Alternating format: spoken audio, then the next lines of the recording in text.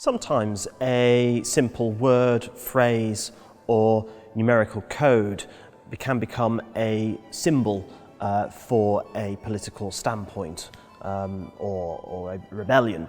And when it does so, we find that people hide those words or phrases on objects. The object I want to draw our attention to here has a hidden number on it. It's a Worcester porcelain teapot made in the UK in 1760s. We look at the base of the spout, and in tiny gold lettering we can just make out the number 45. It's actually the issue number for a magazine, issue number 45 of the North Briton. The North Briton was the publication of John Wilkes, a radical politician, and in issue 45 he wrote an editorial, a stinging rebuke of the King's speech to Parliament written by Lord Bute.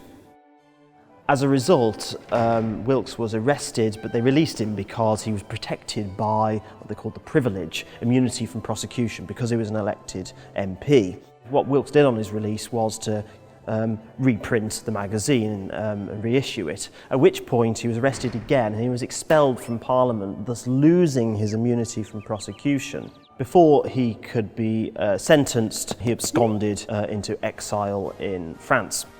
Thereafter, the number 45 became a common refrain for sort of revolutionary activity with the mob. Mobs of Wilkites would go around Britain in the 1760s chanting Wilkes and Liberty, Wilkes and Liberty.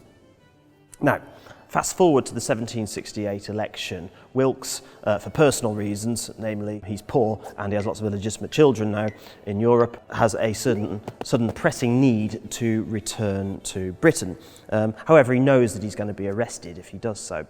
So, what he contrives is to stand as an MP in the 1768 election in the hope that the publicity that this raises will mean that the authorities are effectively too afraid to arrest him.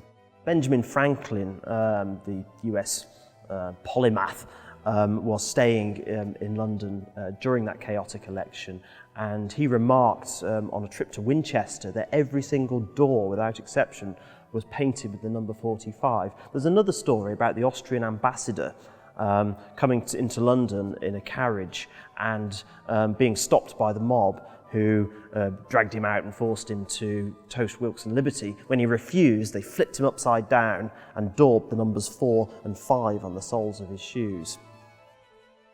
The 45 on this teapot is incredibly subtle.